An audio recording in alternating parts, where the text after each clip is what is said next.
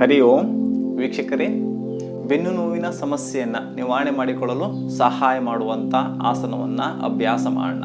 ಇವತ್ತಿನ ಈ ವಿಡಿಯೋದಲ್ಲಿ ನಾನು 5 ಆಸನವನ್ನು ಹೇಳ್ತಾ ಇದ್ದೀನಿ. ಈ 5 ಆಸನವನ್ನು ನೀವು ದಿನನಿತ್ಯ ಅಭ್ಯಾಸ ಮಾಡಿದ್ದೇ ಆದಲ್ಲಿ ನಿಮಗಿರುವಂಥ ಬೆನ್ನು ನೋವಿನ ಸಮಸ್ಯೆಯನ್ನು ಅತ್ಯಂತ ಸರಳವಾಗಿ ಕಡಿಮೆ ಮಾಡ್ಕೊಳ್ಬೋದು. ಹಾಗಾದರೆ ಆ 5 ಆಸನ ಯಾವುದು ಮತ್ತು ಹೇಗೆ ಅಭ್ಯಾಸ ಮಾಡಬೇಕು ಅನ್ನೋದನ್ನು ತಿಳಿದುಕೊಳ್ಳೋಣ. ದೈನಂದಿನ ಜೀವನದ ಆರೋಗ್ಯಕ್ಕಾಗಿ RR ಯೋಗ ಡೈಲಿ ಲೈಫ್ ಚಾನಲ್ ನಿಮ್ಮ ಜೊತೆ ನಾನು ಗಣೇಶ್ ಶ್ರೀಕಾಂತ್. ಬನ್ನಿ ವೀಕ್ಷಕರೇ, ಈಗ ವಿಡಿಯೋವನ್ನು ಸ್ಟಾರ್ಟ್ ಮಾಡೋಣ. ವಿಡಿಯೋವನ್ನು ಸ್ಟಾರ್ಟ್ ಮಾಡೋದಕ್ಕಿಂತ ಮೊದಲು ನನ್ನ ಚಾನಲ್ನ ಯಾರು ಹೊಸಬ್ರು ಸಬ್ಸ್ಕ್ರೈಬ್ ಮಾಡದೆ ನೋಡ್ತಾ ಇದ್ದೀರೋ ಅವರು ಸಬ್ಸ್ಕ್ರೈಬ್ ಮಾಡ್ಕೊಳ್ಳಿ. ಹಾಗೆ ಬದಿಯಲ್ಲಿ ಕಾಣಿಸ್ತಿರುವಂಥ ಬೆಲ್ ಬಟನ್ನ ಪ್ರೆಸ್ ಮಾಡಿ. ಇದರಿಂದ ನಾನು ಮುಂದಿನ ದಿನಗಳಲ್ಲಿ ಹಾಕುವಂಥ ವಿಡಿಯೋಗಳನ್ನು ನೀವು ನೋಟಿಫಿಕೇಶನ್ ಮುಖಾಂತರ ತಿಳ್ಕೊಳ್ಬೋದು. ಬನ್ನಿ ವೀಕ್ಷಕರೇ, ಈಗ ಬೆನ್ನು ನೋವಿನ ಸಮಸ್ಯೆಯನ್ನು ನಿವಾರಣೆ ಮಾಡಿಕೊಳ್ಳಲು ಸಹಾಯ ಮಾಡುವಂಥ ಮೊದಲನೇ ಆಸನ ಅರ್ಧ ಮತ್ಸ್ಯೇಂದ್ರಾಸನವನ್ನು ಅಭ್ಯಾಸ ಮಾಡೋಣ. ಅರ್ಧ ಮತ್ಸ್ಯೇಂದ್ರಾಸನವನ್ನು ಅಭ್ಯಾಸ ಮಾಡಲು ಮೊದಲು ದಂಡಾಸನದ ಸ್ಥಿತಿಗೆ ಬನ್ನಿ. 2 ಕಾಲುಗಳನ್ನು ಮುಂದಕ್ಕೆ ಚಾಚ್ತಾ ದಂಡಾಸನ. ಈಗ ಬಲ ಮಂಡಿಯನ್ನು ಮಡಚ್ಕೊಳ್ತಾ ಬಲ ಪಾದವನ್ನು ಎಡತೊಡೆಯಿಂದ ಒಳಗಡೆಯಿಂದ ತೆಗೆದುಕೊಂಡು ಬನ್ನಿ. ಹಾಗೆ ಪಾದವನ್ನು ಎಡ ಪೃಷ್ಠಭಾಗದ ಹೊರಗಡೆ ಇರಿಸಿ. ಹಾಗೆ ಎಡ ಪಾದವನ್ನು ನಿಧಾನವಾಗಿ ನಿಮ್ಮ ಬಲ ಮಂಡಿಯ ಹೊರಗಡೆ ಇರಿಸಿ. ಎಡ ಹಸ್ತವನ್ನು ಬೆನ್ನಿನ ಹಿಂಭಾಗದಲ್ಲಿರಿಸ್ತಾ ಆಳವಾಗಿ ಉಸಿರನ್ನು ತೆಗೆದುಕೊಳ್ಳಿ. ಬಲಗೈಯನ್ನು ಮೇಲಕ್ಕೆತ್ತಿ. ಈಗ ನಿಮ್ಮ ಸಂಪೂರ್ಣ ಬೆನ್ನಿನ ಭಾಗವನ್ನು ಟ್ವಿಸ್ಟ್ ಮಾಡ್ತಾ ನಿಮ್ಮ ಬಲ ಎಲ್ಬೋವನ್ನು ಎಡ ಮಂಡಿಯ ಹೊರಗಡೆ ಇರಿಸ್ತಾ ಸಾಧ್ಯವಾದಷ್ಟು ಟ್ವಿಸ್ಟ್ ಮಾಡಿ ಬಲ ಹಸ್ತದಿಂದ ಎಡಗಾಲಿನ ಪಾದವನ್ನು ಹಿಡಿದುಕೊಳ್ತಾ ಹಾಗೆ ಹಿಂದಕ್ಕೆ ನೋಡಿ. ಈ ಅರ್ಧ ಮತ್ಸ್ಯೇಂದ್ರಾಸನವನ್ನ ಗರ್ಭಿಣಿ ಮಹಿಳೆಯರು, ಹೊಟ್ಟೆ ಮತ್ತು ಹೃದಯದ ಸರ್ಜರಿ ಆದವರು, ಹಾಗೆ ಸ್ಲಿಪ್ ಡಿಸ್ಕ್ ಪ್ರಾಬ್ಲಮ್ ಇದ್ದವರು ಅಭ್ಯಾಸ ಮಾಡಬಾರ್ದು. ಈ ಸ್ಥಿತಿಯಲ್ಲಿ ನೀವು 8 ರಿಂದ 10 ಬಾರಿ ಆಳವಾದ ಉಸಿರಾಟವನ್ನು ಮಾಡಿ. 8 ರಿಂದ 10 ಬಾರಿ ಆಳವಾದ ಉಸಿರಾಟ ಆದ ನಂತರ ಮತ್ತೆ ಉಸಿರನ್ನ ತೆಗೆದುಕೊಳ್ತಾ ಬಲಗೈಯನ್ನ ನಿಧಾನವಾಗಿ ಮೇಲಕ್ಕೆತ್ತಿ ಹಾಗೆ ಉಸಿರನ್ನ ಹೊರ ಹಾಕ್ತಾ ಕೈಯನ್ನ ಕೆಳಗಡೆ ಇಳಿಸ್ತಾ ಕಾಲನ್ನ ರಿಲೀಸ್ ಮಾಡ್ಕೊಳ್ಳಿ. ಈಗ ಇನ್ನೊಂದು ಬದಿಗೆ ಅಭ್ಯಾಸ ಮಾಡೋಣ. ಎಡ ಮಂಡಿಯನ್ನು ಮಡಚ್ಕೊಳ್ತಾ ಎಡ ಪಾದ ಬಲ ಪೃಷ್ಠದ ಹೊರಗಡೆ ಇರಿಸಿ. ಹಾಗೆ ಬಲ ಪಾದವನ್ನ ಎಡ ಮಂಡಿಯ ಹೊರಗಡೆ ಇರಿಸ್ತಾ ಬಲ ಹಸ್ತ ಬೆನ್ನಿನ ಹಿಂಬದಿಯಲ್ಲಿ ಇರಿಸಿ. ಉಸಿರನ್ನ ತೆಗೆದುಕೊಳ್ತಾ ಹಾಗೆ ಉಸಿರನ್ನ ಹೊರ ಹಾಕ್ತಾ ಬೆನ್ನಿನ ಭಾಗವನ್ನ ಟ್ವಿಸ್ಟ್ ಮಾಡ್ತಾ ಎಡ ಎಲ್ಬೋವನ್ನ ಬಲ ಮಂಡಿಯ ಹೊರಗಡೆ ಇಡ್ತಾ ನಿಧಾನವಾಗಿ ಹಿಂದಕ್ಕೆ ನೋಡಿ. 8 ರಿಂದ 10 ಬಾರಿ ಆಳವಾದ ಉಸಿರಾಟ. 8 ರಿಂದ 10 ಬಾರಿ ಆಳವಾದ ಉಸಿರಾಟ ಆದ ನಂತರ ಈಗ ಉಸಿರನ್ನು ತೆಗೆದುಕೊಳ್ತಾ ನಿಧಾನವಾಗಿ ಮಧ್ಯಕ್ಕೆ ಬನ್ನಿ. ಎಡಗೈಯನ್ನ ಮೇಲಕ್ಕೆತ್ತ ಉಸಿರನ್ನ ಹೊರ ಹಾಕಿ ನಿಧಾನವಾಗಿ 2 ಕಾಲುಗಳನ್ನ ರಿಲೀಸ್ ಮಾಡ್ಕೊಳ್ತಾ ಮತ್ತೆ ದಂಡ ಆಸನದ ಸ್ಥಿತಿ. ಈಗ 2ನೇ ಆಸನವನ್ನ ಅಭ್ಯಾಸ ಮಾಡೋಣ. ಕೆಮಲ್ ಪೋಶ್ಚರ್, ಉಷ್ಟ್ರಾಸನ. ಉಷ್ಟ್ರಾಸನವನ್ನ ಅಭ್ಯಾಸ ಮಾಡಲು ವಜ್ರಾಸನದ ಸ್ಥಿತಿಗೆ ಬನ್ನಿ. ಮೊದಲು ವಜ್ರಾಸನದ ಸ್ಥಿತಿ. ಹಾಗೆ ವಜ್ರಾಸನ ಸ್ಥಿತಿಯಿಂದ ನಿಧಾನವಾಗಿ ಮಂಡಿ ಮೇಲೆ ನಿಂತ್ಕೊಳ್ಳುವಂಥ ಸ್ಥಿತಿಗೆ ಬರೋಣ. ಈಗ 2 ಹಸ್ತವನ್ನ ನಿಮ್ಮ ಸೊಂಟದ ಮೇಲೆ ಇರಿಸಿ. ಸೊಂಟದ ಭಾಗವನ್ನ ಮುಂದಕ್ಕೆ ಪುಷ್ ಮಾಡ್ತಾ ಹಾಗೆ ಹಿಂದಕ್ಕೆ ಬೆಂಡಾಗಿ ತಲೆಯನ್ನ ಹಿಂದಕ್ಕೆ ಚಾಚಿ. ಈ ಉಷ್ಟ್ರಾಸನವನ್ನ ಹೈ ಬ್ಲಡ್ ಪ್ರೆಷರ್ ಮತ್ತು ಲೋ ಬ್ಲಡ್ ಪ್ರೆಷರ್ ಇರುವವರು ಅಭ್ಯಾಸ ಮಾಡಬಾರ್ದು. ಹಾಗೆ ಮೈಗ್ರೇನ್, ಲೋವರ್ ಬ್ಯಾಕ್ ಹಾಗೆ ಕತ್ತಿನ ಭಾಗದಲ್ಲಿ ಇಂಜುರಿ ಆದವರು ಈ ಉಷ್ಟ್ರಾಸನವನ್ನ ಅಭ್ಯಾಸ ಮಾಡಬಾರ್ದು.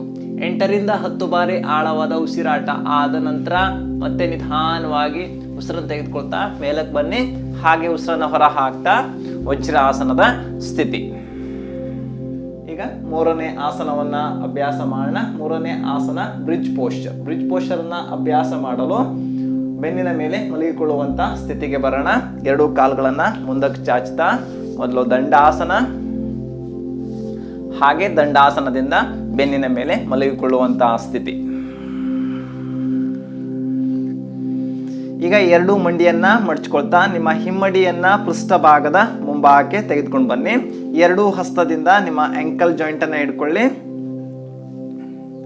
ಹಾಗೆ ಉಸಿರನ್ನ ತೆಗೆದುಕೊಳ್ತಾ ಪೃಷ್ಠಭಾಗವನ್ನ ನಿಮ್ಮಿಂದ ಎಷ್ಟು ಸಾಧ್ಯವಾಗುತ್ತೋ ಅಷ್ಟು ಮೇಲಕ್ಕೆತ್ತಿ ಬ್ರಿಡ್ಜ್ ಪೋಶ್ಚರ್. ಈ ಸ್ಥಿತಿಯಲ್ಲಿ 8 ರಿಂದ 10 ಬಾರಿ ಆಳವಾದ ಉಸಿರಾಟವನ್ನು ಮಾಡ್ತಾ ಈ ಪೋಶ್ಚರ್ ಅನ್ನ ಹೋಲ್ಡ್ ಮಾಡಿ. ಈ ಬ್ರಿಡ್ಜ್ ಪೋಶ್ಚರ್ ಅನ್ನ ಭುಜದಲ್ಲಿ ಹಾಗೂ ನಿಮ್ಮ ಕತ್ತಿನ ಭಾಗದಲ್ಲಿ ಇಂಜುರಿ ಆದವರು ಅಭ್ಯಾಸ ಮಾಡಬಾರ್ದು. 8 ರಿಂದ 10 ಬಾರಿ ಆಳವಾದ ಉಸಿರಾಟ ಆದ ನಂತರ ಮತ್ತೆ ನಿಧಾನವಾಗಿ ನಿಮ್ಮ ಪೃಷ್ಠಭಾಗವನ್ನು ಕೆಳಗಡೆ ಇಳಿಸ್ತಾ ಕೈಯನ್ನು ರಿಲೀಸ್ ಮಾಡ್ಕೊಳ್ಳಿ. ಹಾಗೆ ಕಾಲನ್ನು ನೇರ ಮಾಡ್ತಾ ಶವಾಸನದ ಸ್ಥಿತಿಗೆ ಬನ್ನಿ. ಈಗ 4ನೇ ಆಸನವನ್ನು ಅಭ್ಯಾಸ ಮಾಡೋಣ. 4ನೇ ಆಸನ ಸಲಂಬ ಭುಜಂಗಾಸನ. ಸಲಂಬ ಭುಜಂಗಾಸನವನ್ನು ಅಭ್ಯಾಸ ಮಾಡಲು ಹೊಟ್ಟೆ ಮೇಲೆ ಮಲಗಿಕೊಳ್ಳುವಂತಹ ಸ್ಥಿತಿಗೆ ಬನ್ನಿ. ನಿಧಾನವಾಗಿ ನಿಮ್ಮ ಬಲಕ್ಕೆ ಟರ್ನ್ ಆಗ್ತಾ ಹಾಗೆ ಹೊಟ್ಟೆ ಮೇಲೆ ಮಲಗಿಕೊಳ್ಳುವಂಥ ಸ್ಥಿತಿ. 2 ಹಸ್ತ ನಿಮ್ಮ ತೊಡೆಯ ಪಕ್ಕ ಇರಲಿ. ಕಾಲು ಒಂದಕ್ಕೊಂದು ಜೋಡಣೆ ಮಾಡಿಕೊಳ್ಳೋಣ. ಈಗ ನಿಮ್ಮ 2 ಹಸ್ತವನ್ನ ತಲೆಯ ಬದಿಗಿರಿಸಿ ನಿಮ್ಮ 2 ಎಲ್ಬೋ ನೆಲಕ್ಕೆ ಟಚ್ ಆಗಿರಲಿ. ಈಗ ಆಳವಾಗಿ ಉಸಿರನ್ನ ತೆಗೆದುಕೊಳ್ತಾ ನಿಮ್ಮ ಹಸ್ತ ಮತ್ತು ನಿಮ್ಮ ಎಲ್ಬೋನ ಸಹಾಯವನ್ನ ತೆಗೆದುಕೊಳ್ತಾ ಹೊಟ್ಟೆಯ ಮೇಲ್ಭಾಗವನ್ನ ಮೇಲಕ್ಕೆತ್ತಿ ಸಾಧ್ಯವಾದಷ್ಟು ನಿಮ್ಮ ಉಸಿರಾಟ ಇಲ್ಲಿ ಆಳವಾಗಿರಲಿ. 8 ರಿಂದ 10 ಬಾರಿ ಆಳವಾದ ಉಸಿರಾಟವನ್ನ ಮಾಡಿ ನಿಮ್ಮ ದೃಷ್ಟಿ ಮುಂದಕ್ಕಿರಲಿ. ಈ ಸ್ಥಿತಿಯನ್ನ ಹೋಲ್ಡ್ ಮಾಡಿ. 8 ರಿಂದ 10 ಬಾರಿ ಆಳವಾದ ಉಸಿರಾಟ ಆದ ನಂತರ ಮತ್ತೆ ನಿಧಾನವಾಗಿ ಹೊಟ್ಟೆಯ ಮೇಲ್ಭಾಗವನ್ನ ಕೆಳಗಡೆ ಇಳಿಸ್ತಾ ಮೊದಲಿನ ಸ್ಥಿತಿಗೆ ಬನ್ನಿ. ಈಗ ಕೊನೆಯ ಆಸನವನ್ನ ಅಭ್ಯಾಸ ಮಾಡೋಣ. ಭುಜಂಗಾಸನ. ಭುಜಂಗಾಸನವನ್ನ ಅಭ್ಯಾಸ ಮಾಡಲು 2 ಹಸ್ತವನ್ನ ನಿಮ್ಮ ಎದೆಯ ಪಕ್ಕದಲ್ಲಿರಿಸಿ. ಈಗ ಆಳವಾಗಿ ಉಸಿರನ್ನು ತೆಗೆದುಕೊಳ್ತಾ ನಿಧಾನವಾಗಿ ಮೊದಲು ನಿಮ್ಮ ತಲೆಯನ್ನ ಮೇಲಕ್ಕೆತ್ತಿ ಅದಾದ ನಂತರ ನಿಮ್ಮ ಎದೆಯ ಭಾಗ ಹಾಗೆ ನಿಧಾನವಾಗಿ ಹೊಟ್ಟೆಯ ಮೇಲ್ಭಾಗವನ್ನ ಮೇಲಕ್ಕೆತ್ತಿ ಮುಂದಕ್ಕೆ ನೋಡಿ. ಈ ಸ್ಥಿತಿಯಲ್ಲೂ ಕೂಡ 8 ರಿಂದ 10 ಬಾರಿ ಆಳವಾದ ಉಸಿರಾಟವನ್ನ ಮಾಡಿ.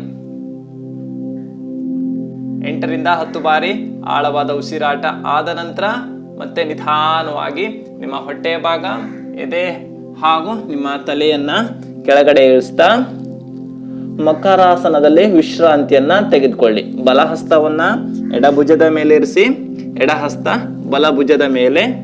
ಕಾಲುಗಳು ಸ್ವಲ್ಪ ಅಗಲವಾಗಿರಲಿ. ನಿಮ್ಮ 2 ಹಿಮ್ಮಡಿ ಒಂದೇ ಸರಳ ರೇಖೆಯಲ್ಲಿರಲಿ.